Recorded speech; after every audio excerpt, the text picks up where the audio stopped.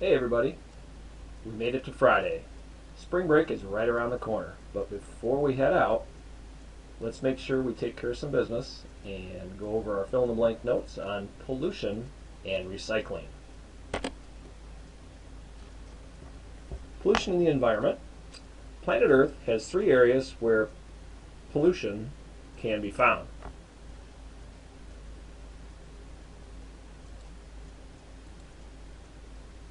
Those three areas are the atmosphere, the geosphere, and the hydrosphere. The atmosphere is the envelope of gases that surrounds the Earth. The geosphere is the land that makes up the Earth. And finally, the hydrosphere is the body of water that makes up the Earth. So the atmosphere above the ground, the geosphere, the ground, and the hydrosphere, all the water in our oceans and other spots. If you look at the word sphere, obviously that reminds us of the Latin word sphere, round or ball. And then the atmos, geos, and hydros are Latin for those words. Let's talk about air pollution.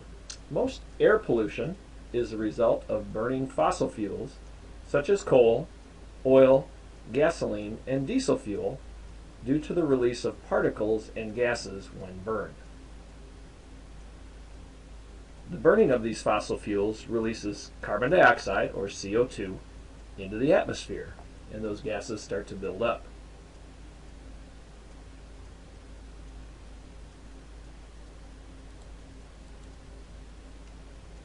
Let's look at specific sources of air pollution, where air pollution actually comes from.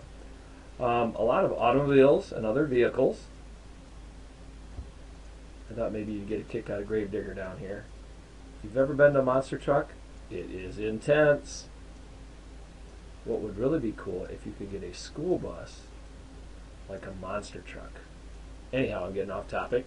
Let's move on to other sources of air pollution. Coal burning power plants. You can see right here when companies mine for coal, they dig it out of the ground, and then it's burned, and you can see that it creates steam that turns turbines that generates electricity. Other factories, businesses, and homes use fuels for their daily operations, and you can see it gives off carbon dioxide and other gases into the atmosphere.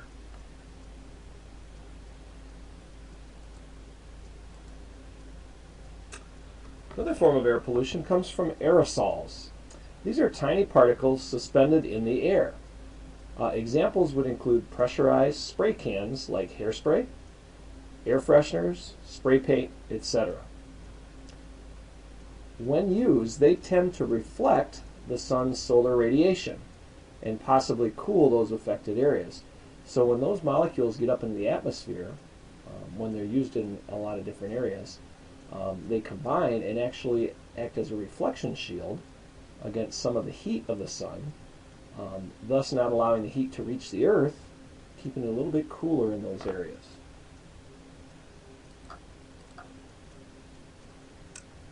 Let's look at what can happen if we get too much pollution. All pollution can cause damage to plants, which causes a loss of habitat. If there's a loss of habitat, then it threatens or endangers other species, especially of animals.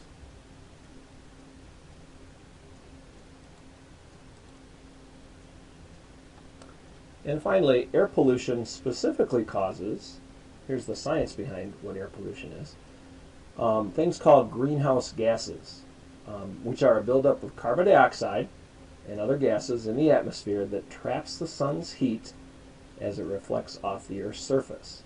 So basically what happens, you guys, is the sun's rays basically hit the Earth and then reflects a lot of that heat that should normally escape back into the atmosphere, but because those gases form kind of a thick layer, they trap that heat.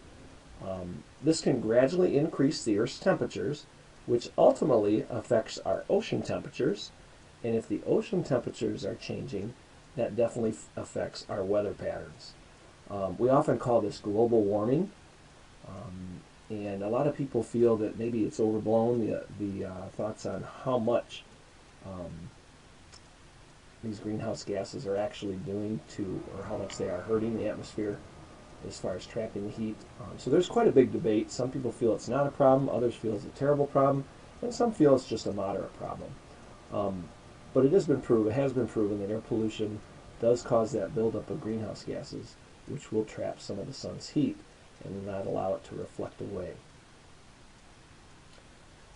Thank you for going through these notes. Before we end today's session, please make sure that you go back into the Schoology test quiz link, and there is a 10-question quiz. It's not really a quiz grade, just a regular assignment grade, but I'd like you to take that before you're done.